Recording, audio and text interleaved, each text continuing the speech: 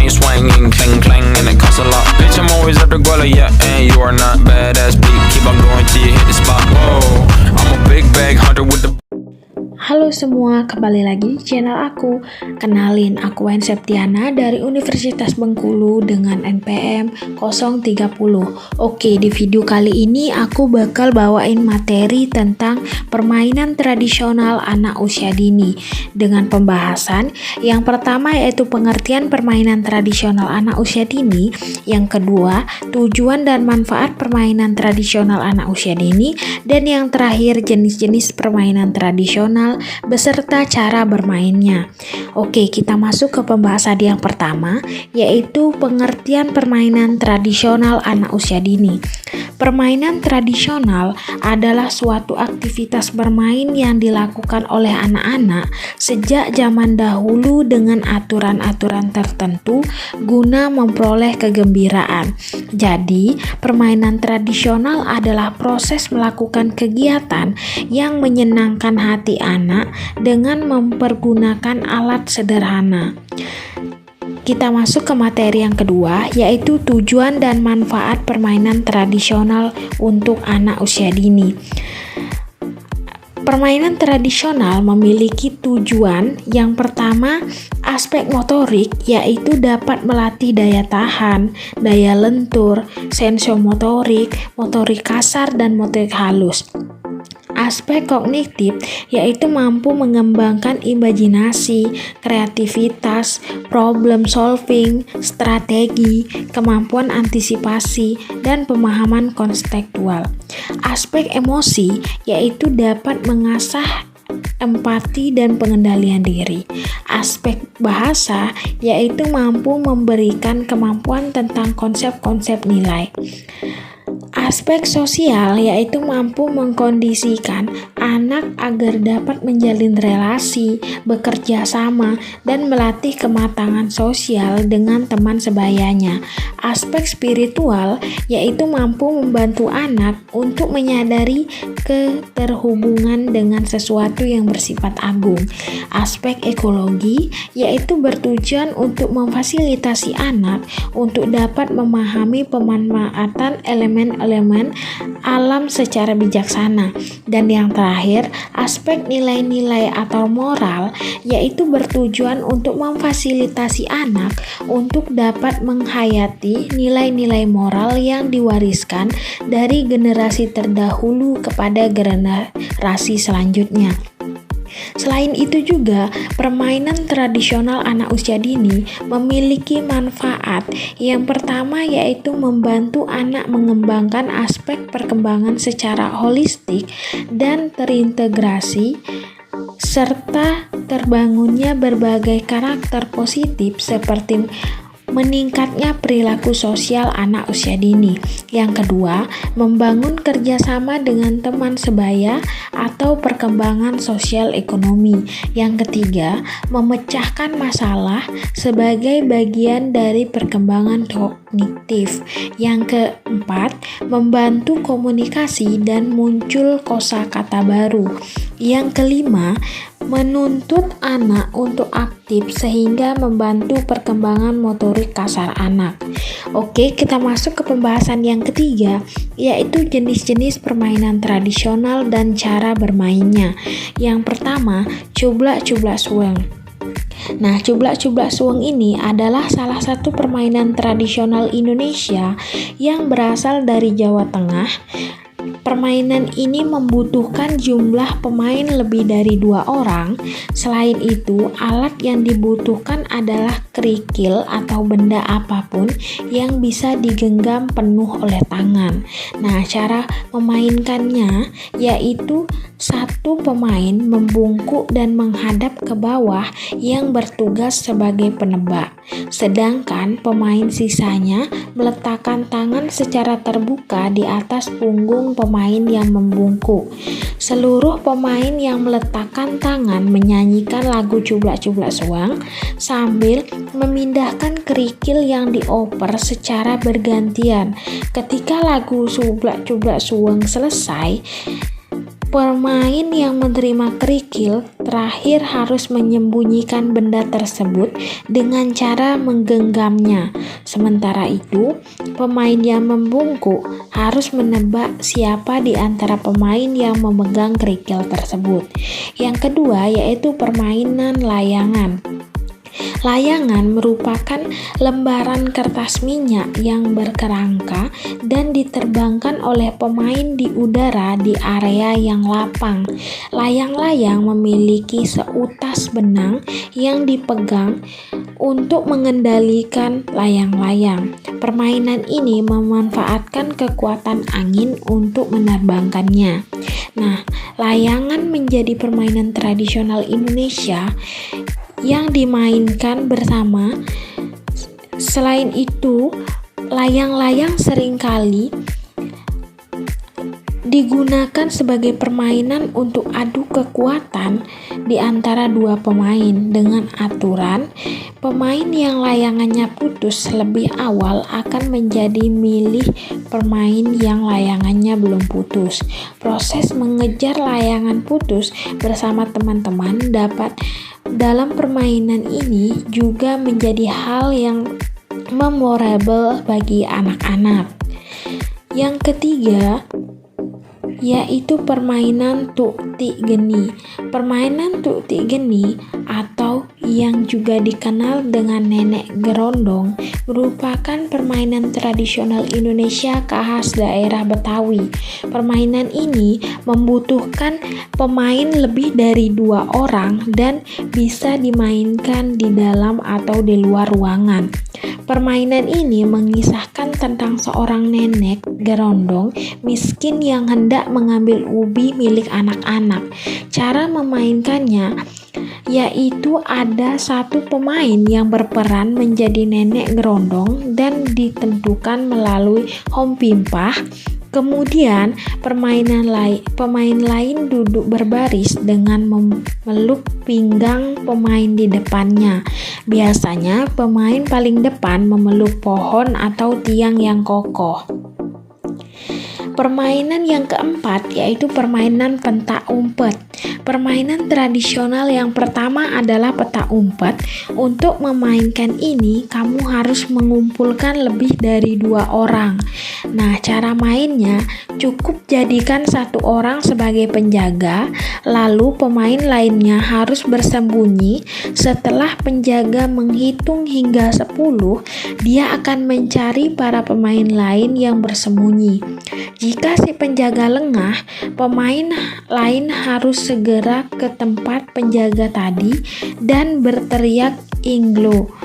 Jika sudah ada yang berhasil teriak dan sampai ke tempat penjaga, berarti dialah pemenangnya.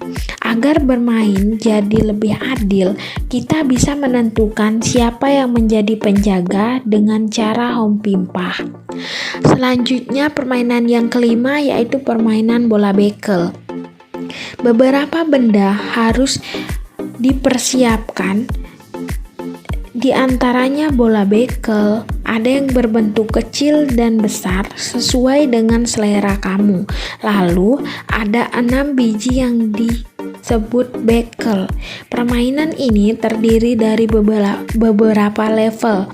Semakin tinggi level permainan kamu, akan semakin sulit dan menantang juga permainan yang dijalankan. Dimulai dari mengambil 1 persatu biji bekel sampai sekaligus 6. Selanjutnya permainan yang keenam yaitu permainan gundu.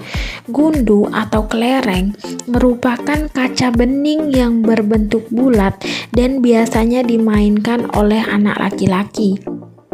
Cara mainnya juga cukup mudah, hanya dengan menyentil kelereng yang kita punya dengan target mengenai kelereng lawan.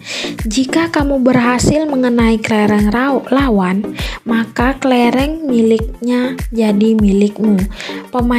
Permainan ini akan semakin asik jika dimainkan ramai-ramai. Sekarang memang sudah jarang anak-anak yang memainkan permainan tradisional ini, sehingga jarang sekali melihat abang-abang yang menjual kelereng. Oleh karena itu, kalau masih punya koleksi kelereng, sebaiknya jangan disimpan saja. Ayo mainkan. Selanjutnya permainan yang ketujuh yaitu permainan lompat tali. Tali yang digunakan untuk bermain biasanya menggunakan karet yang disambung satu persatu sehingga menjadi panjang. Setelah itu, ujung karet diikat dan siap kamu gunakan untuk bermain lompat tali.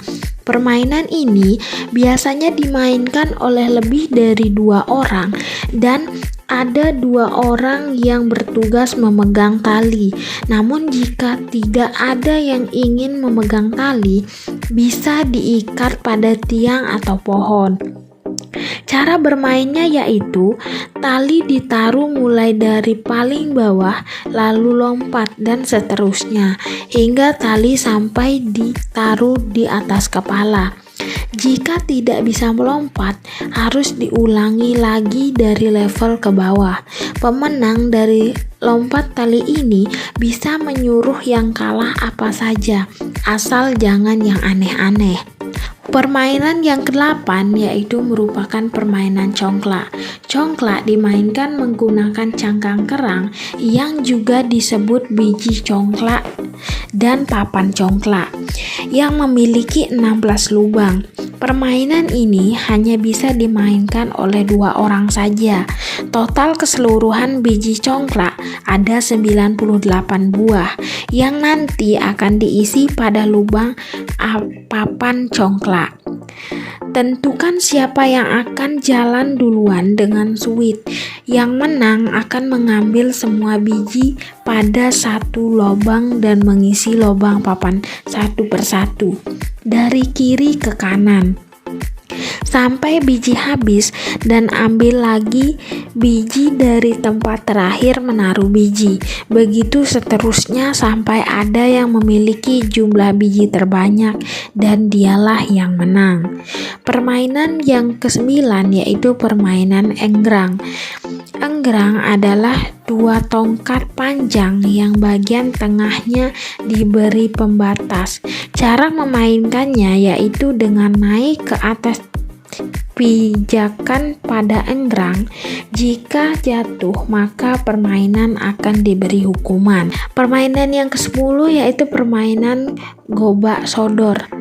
Dalam permainan gobak sodor, setiap kelompok akan ada yang menjaga benteng mereka masing-masing. Oleh karena itu, setiap kelompok harus terdiri dari minimal 2 orang. Dengan cara home pimpah, lalu lihat siapa yang menang. Setelah home pimpah selesai, maka pemenang bisa memulai permainan duluan untuk berlari dan mengejar ke arah benteng lawan. Bermain permainan ini, kamu harus bergerak cepat ya. Jika tidak, lawan akan mengejarmu. Oke, permainan yang ke-11 yaitu permainan patok lele. Permainan ini dimainkan oleh 2 kelompok, masing-masing terdiri dari minimal 2 orang. Alat yang dibutuhkan yaitu 2 potong bambu, pertama dengan ukuran kecil dan satu lagi dengan ukuran 30 cm. Setelah alat sudah dipersiapkan, letakkan bambu besar di atas 2 batu, lalu pukul dengan bambu kecil. Jika ada pemain yang tidak memukul bambu dengan baik, beri dia hukuman. Hukuman untuk yang kalah biasanya disuruh untuk menggendong yang menang. Permainan yang ke-12 yaitu permainan ular tangga panjang. Permainan ini bisa dimainkan lebih dari 7 orang. Cara bermainnya, yang pertama, tentukan 2 orang siapa yang menjadi penjaganya. Sisanya berjalan melewati penjaga. Agar permainan lebih adil, tentukan penjaga dengan cara home pimpah. Setelah penjaga sudah ditentukan, maka sisa orangnya harus berbaris dan menaruh tangan di pundak teman yang di depannya. Setelah itu, melingkar melewati penjaga sambil menyanyikan lagu ular naga panjangnya sampai selesai. Ketika nyanyian sudah selesai, saatnya penjaga menangkap satu orang. Satu orang yang tertangkap harus keluar dari barisan. Permainan yang ke-13 yaitu permainan engklek. Engklek bisa dimainkan oleh perempuan maupun laki-laki. Bisa dimainkan hanya 2 orang saja atau maksimal 5 orang. Karena harus menunggu giliran untuk memainkan ini, jadi jika terlalu banyak yang memainkannya, pemain akan bosan karena menunggu terlalu lama.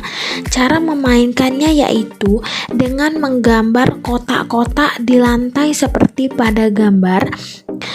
Dengan menggunakan kapur akan lebih asik jika dimainkan di lapangan dengan permukaan lantai yang rata, jadi mudah untuk menggambarnya. Jumlah kotak yang digambar ada 9, yaitu 3 kotak horizontal disambung dengan 3 kotak vertikal, lalu tambah 1 kotak di atasnya dan 2 di horizontal. Setiap pemain akan melompati kotak-kotak tersebut secara bergilir. Melompatnya harus dengan 1 kaki. Jika terjatuh, maka pemain harus menandai kotak terakhir dengan menaruh batu. Permainan yang ke-14 yaitu permainan dam-daman. Dam-daman merupakan permainan tradisional Indonesia yang mirip dengan catur. Hanya saja aturan dalam permainan ini lebih sederhana. Jika pada pemain catur, pio bergerak sesuai posisinya. Pada permainan dam-dam, setiap pio hanya dapat melangkah mengikuti garis baik ke depan, ke samping, atau diagonal. Untuk memakan pio atau dam lawan, kita harus cukup melompatinya saja. Jika lawan tidak mau memakan pio kita, meskipun ada kesempatan, maka lawan bisa terkena hukuman yang disebut dam, dan kita bisa mengambil 3 buah pio lawan. Untuk memenangkan permainan ini, salah satu pihak harus bisa mengelilingi daerah segitiga atau ekor lawan. Oke, itu tadi sedikit materi dari saya. Terima kasih dan sampai jumpa.